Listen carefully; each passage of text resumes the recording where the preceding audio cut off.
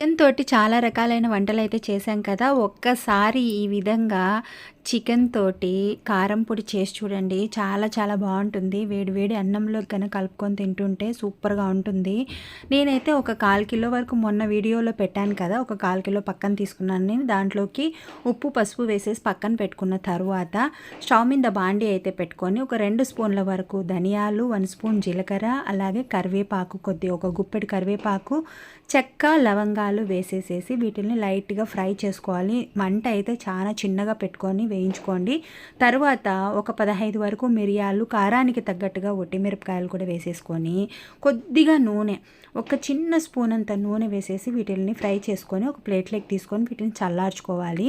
తరువాత అదే బాండీలో ఇంకొంచెం ఆయిల్ ఎక్కువ వేసుకొని, ముందుగా మనము మ్యారినేషన్ చేసి పెట్టుకున్నాం కదా! ఉప్పు, పసుపు వేసేసి ఆ చికెన్ ముక్కలను కూడా వేసేసేసుకొని బాగా ఎర్రగా అయ్యేంత వరకు వేయించుకోవాలండి.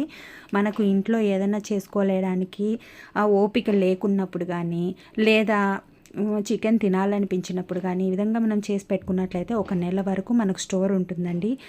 ఫ్రిడ్జ్‌లో పెట్టుకున్నట్లయితే 2 నెలలైనా ఉంటుంది. అంతవరకు మనం ఉంచం కదా! అందువల్ల ముందుగానే తినేస్తాం కాబట్టి ఇబ్బంది ఏం లేదు. తరువాత చికెన్ ముక్కలు బాగా ఎర్రగా వేగిన తర్వాత తీసి ప్లేట్‌లోకి తీసుకుంటున్నాను.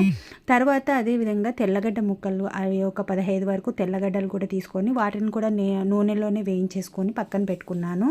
తరువాత ఒక 2 పెద్ద సైజు ఎర్రగడ్డలు తీసుకొని సన్నగా కట్ చేసుకొని నూనెలో అవి కూడా వేయించుకొని ముందుగానే తీసి పెట్టేసేసుకుంటున్నాననమాట. కలర్ రాకముందే తీసుకోవాలి, లేదంటే ఎక్కువ కలర్ వచ్చి మాడిపోతాయి అన్నమాట. ఇవన్నీ బాగా చల్లార్చుకున్న తర్వాత 1 బై 1 మిక్సీలోకి వేసేసుకొని పొడి చేసుకోవాలి. ముందుగా ధనియాలు, ఒట్టిమిరపకాయలు ఇవన్నీ వేసేసి అందులోకి ఒక 1/4 స్పూన్ వరకు ఇంగువ వేసేసి కొంచెం చింతపండు, ఎందుకంటే టేస్ట్ బాగుంటుంది పుల్ల పుల్లగా అక్కడక్కడ తగులుతుంటే మరి చప్పగా లేకోకుండా, అందుకోసమై చింతపండు వేసుకుంటే చాలా బాగుంటుంది. నా స్టైల్లో ఒకసారి మీరు ట్రై చేసి చూడండి, చాలా బాగుందంటారు. చాలా బాగుంటుంది, ఇంట్లో అందరూ ఇష్టంగా అయితే తింటారు. తర్వాత వీటన్నింటిని బాగా మెత్తగా పొడి చేసుకొని సరిపడా ఉప్పు వేసుకొని పొడి చేసుకున్న తర్వాత చికెన్ కూడా వేసేసి ఒకసారి బాగా కలుపుకొని, అంటే ఒక్క పల్స్ ఇస్తే సరిపోతుందండి. చికెన్ మరీ మెత్తగా అయిపోతే బాగోదు. నేను చూపించిన విధంగా ఉండాలి. తర్వాత పొడి కూడా వేసేసేసుకొని ఒకసారి మళ్ళీ పల్స్ ఇచ్చిన తర్వాత దీనంతా ఒకసారి కలిపెట్టేసుకొనేసేసి పక్కన పెట్టుకున్న తర్వాత స్టవ్ మీద ఇంకొక బాండీ అయితే పెట్టుకొని మనం ముందు చికెన్ వేయించుకున్న ఆయిల్ ఉంది కదా, ఆయిల్ కొంచెం ఒక 2 స్పూన్ల వరకు వేసేసి కరివేపాకు, తెల్లగడ్డ ఇవి కలర్ చేంజ్ అయ్యేంత వరకు బాగా వేయించుకున్న తర్వాత ఈ పొడిని కూడా వేసేసుకొని ఒకసారి కలుపుకొని, ఉప్పు ఇప్పుడే చూసుకున్నామంటే కనుక సరిపోయింది, లేదు ఆ వేడి మీద ఉప్పు బాగా కలిసిపోతుంది. కాబట్టి ఇది డబ్బాలో స్టోర్ చేసి పెట్టుకుంటే ఈవెన్ 1 నెల వరకు ఉంటుంది. ఈ వీడియో నచ్చితే లైక్ చేయండి ప్లీజ్.